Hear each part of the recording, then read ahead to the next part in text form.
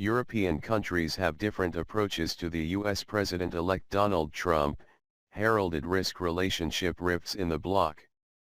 Winner of Donald Trump's surprise in the US presidential election caused the rift in the heart of Europe more wide, forcing the continent's leaders to meet to discuss the relationship with the US president-elect. Before the election, most European leaders are opposed Mr. Trump, for fear the real estate tycoon could upset the security agreement with Western Europe, which has helped the region maintain stability throughout the past 70 years. But now, when Mr. Trump was elected, opposition voices that are faded when countries have to figure out how to respond, according to the Washington Post. British leaders seem eager to support him in the hope Trump can influence the course of his decision later. German Chancellor Angela Merkel, the Prime Minister, declared expect to be working with Mr. Trump as long as he respects the Western European values of tolerance. Meanwhile, some European leaders argue that the continent needs to self-determination of his fate, should not rely on the policies of Mr. Trump. The differences in opinion may be indicated for the relationship between the US and its allies in Western Europe under Mr. Trump, chaotic, unpredictable, and unprecedented division. Europe has long had difficulty in finding consensus after years of economic turmoil, crisis, migrants, and those hostile to Russia. Islam. In June, the British had voted to leave the European Union, EU, and strongly challenges piling more. But the winner of Donald Trump, as to what he himself said, even 5 times proposed referendum on United Kingdom membership of the European Union. "We need to see this as an opportunity," said British Foreign Secretary while Boris Johnson to participate in meetings with European counterparts Tuesday 14/11. "Change is coming everywhere. When people request a change, the work of politicians is to respond," British Prime Minister Theresa May said on television, referring agents helped Donald Trump British victory and leave the EU. But other European leaders have different interpretations about the winner of Donald Trump. Many people find the way forward is not easy to choose. If Mr. Trump received a so easily, they risk fueling the wave of opposition forces in the country. But if the rejection of the US president-elect, they could lose the backing of the most powerful ally, might even get lost in tune with voters in the country, who are also worried about the issue of import migration, economic stagnation, and the downside of globalization. The biggest question is whether Europe will express full solidarity issues before it, or they will try to find ways to express it bilaterally, that is, each country will come to Washington to try to achieve the most beneficial deals with the new US president, said Pierre Vimont, former French diplomat, said. During the meeting of foreign ministers in Brussels on defense and 14/11, many have tried to avoid expressing opinions too strongly about Mr. Trump. French leaders say they will only resume their security plan without waiting for the new US administration. Europe should not wait for others to decide. "We have to protect our interests, i.e. the interests of Europe, and at the same time confirming its strategic position in the world," Foreign Minister Jean-Marc Ayrault said. France. Meanwhile, the leader of the National Front in France, who brought anti-immigrant ideology and skepticism in Europe, they said Trump's representatives at the weekend he was in touch with them to discuss the cooperate. On the threshold of the French presidential election next year, the percentage of voters support the party are growing. Other countries, it seems Mr. Trump anxiously awaiting signals easing economic sanctions against Russia. The government of US President Obama to promote EU 28 member states unite to enforce sanctions against Russia after it merged Crimea. However, many EU diplomats believe that Europe will soon unload at least part of the sanctions, if Mr. Trump easing of US sanctions before. But if that happens, it will be the slap in the face of the East European countries, the countries that worry about Russia, as well as Merkel, who promote European unity sanctions enforcement. Merkel was the European leader Mr. Trump challenged the most powerful. After billionaire wins, she and her allies clearly proved increasingly willing to defend his post-World War II order of the West, though the partners just turn away. Germany has long been investing much Dodge military fascist past due. But now the leaders are talking about the need to invest more than sufficient for national security, due to concerns dependence on the US.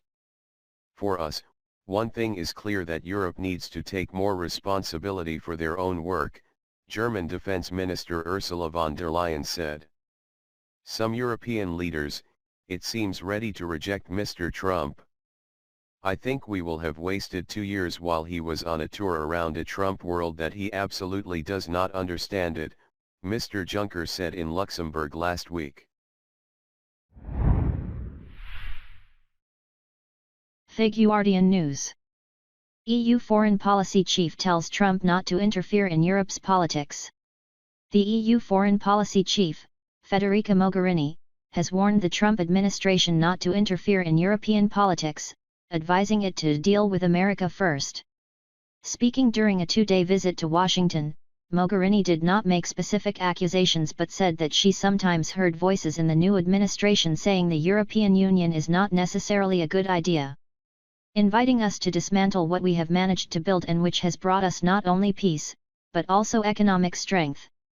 It's not for me or another European to speak about domestic political choices or decisions in the US. The same goes with Europe. No interference, Mogherini said, speaking at the Atlantic Council think tank.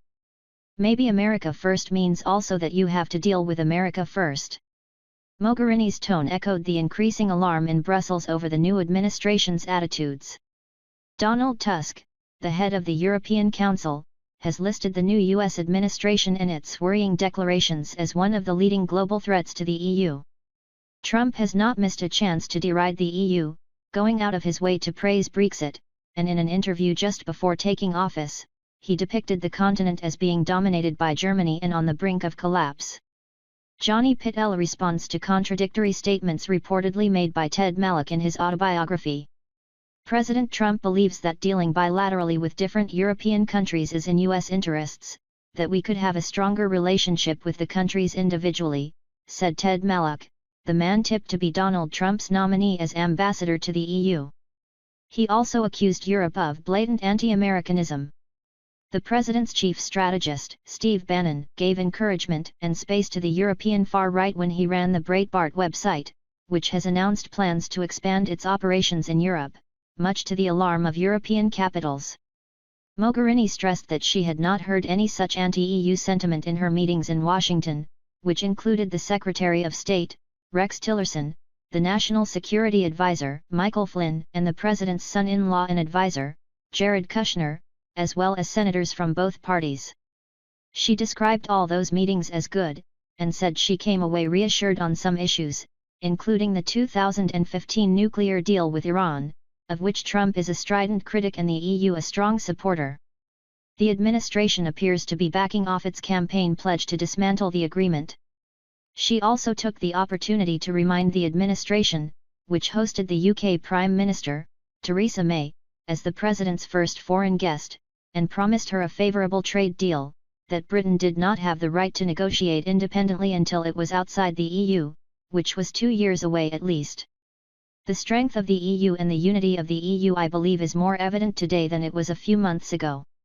This has to be clearly understood here, Mogherini said. This also means respect for the EU not simply as an institution. It is a union of 28 member states. Mogherini expressed cautious optimism that Brussels and the new administration in Washington could learn to cooperate on a case-by-case basis. We believe we are probably entering a time of a more pragmatic and transactional kind of relationship with the United States, Mogherini said.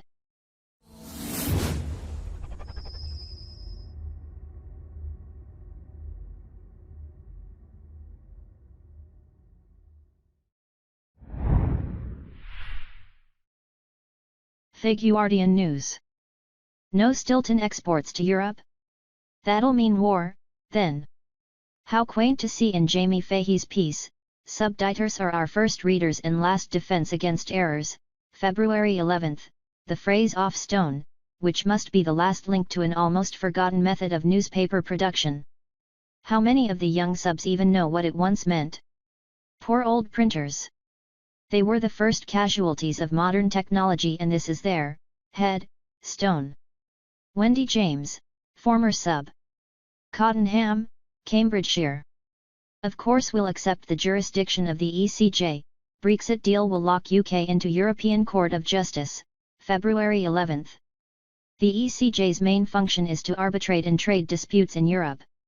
If France refuses to import Stilton, what are we going to do otherwise? Declare war? Terry Leary. Dunchich, Warwickshire. Currants in pastry may be known as devil's nose in Wigan, we love to eat, family, February 11. 7 miles down the road in Lee, that's a singing lily and tastes all the better for it. Val Seddon. York. Ralph Wolf Cowan's portrait of Donald Trump. Portrait of Donald Trump photograph, courtesy of the artist Ralph E. Wolf Cowan. Does the portrait of Donald Trump in sporting gear in the bar at Mar-a-Lago, Florida, page 21, February 11, make anyone else think of the work of Tom of Finland? Judith Martin. Winchester, Hampshire. Sign up to The Guardian today and get the must-read stories delivered straight to your inbox each morning. Sue Jenkins, Letters, February 6, and Margaret Drabble may be mistaken in the cardboard dividers being in Weetabix packets. To my memory they were very useful for drawing or other crafts and came from shredded wheat packets 1 or 3 depending on the box size, 6s or 12s. Regularity came before godliness in our house. Anne Ayres. Huthwaite, Nottinghamshire. I think you will find that the football commentator Archie Macpherson's nickname, Letters, February 11, was shredded wheat, a much more apt description of a hairstyle than Weetabix. Tim Nicholson. Little Neston, Cheshire.